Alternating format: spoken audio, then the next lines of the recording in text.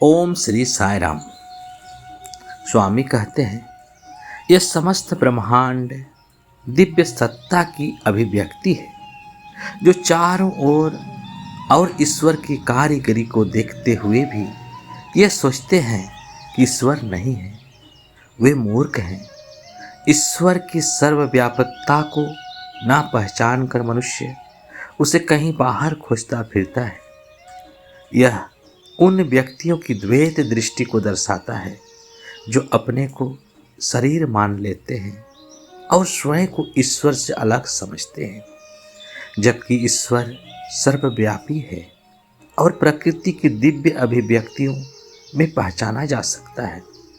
शरीर बुद्धि यानी देह अभिमान मनुष्य को दिव्य एकत्व का अनुभव करने से रोकती है। ईश्वर का अनुभव कैसे किया जाए?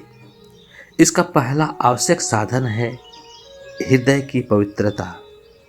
सभी धर्मों में पवित्रता का मूल महत्व को स्वीकार किया गया है। सभी साधनाओं का लक्ष्य शांति प्राप्त करना है। समस्त प्राणियों के प्रति करुणा ही ईश्वर की सच्ची भक्ति है। ईश्वर का अनुभव आडंबर पूर्ण रीति रिवाजों और दिखावटी पूजा से नहीं किया जा सकता। जहाँ दिखावा और बाहरी चमक दमक होती है वहाँ दिव्यता नहीं होती, वहाँ दिव्य आनंद नहीं मिल सकता।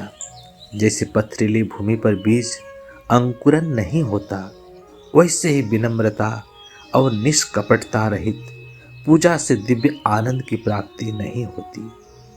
सभी साधनाएं आत्मा की प्राप्ति के लिए नहीं की जाती।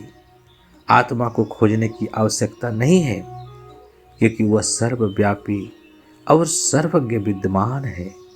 साधनाएं तो अनात्म यानी जो आत्मा के दर्शन में बाधा डालता है को दूर करने के लिए की जाती है। मनुष्य अपने वास्तविक स्वरूप को भूल जाता है और उस चेतना में खो जाता है जो वह वास्तव में नहीं है। वह यह भूल जाता है कि वास्तव में वही आत्मा है। गहरी नींद की अवस्था में मनुष्य अपने नाम रूप पद आदि से पूर्णतः अनभिज्ञ रहता है, लेकिन जागने पर उसे अनुभव होता है कि जागृत अवस्था में जिस मैं का उसे बोध है वही मैं गहरी नींद में भी विद्यमान था। सभी साधनाओं का उद्देश्य उस मैं के स्वरूप को जानता है जो जागृत स्वप्न और सुषुप्ति तीनों अवस्थाओं में अनुभव किया जा सकता है।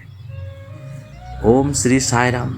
स्वामी के दिव्य प्रवचन श्री सत्य साई स्पीक्स खंड 20 मार्च 1987 को दिया गया प्रवचन से लिया गया है। ओम श्री साई राम। जय जय साई राम।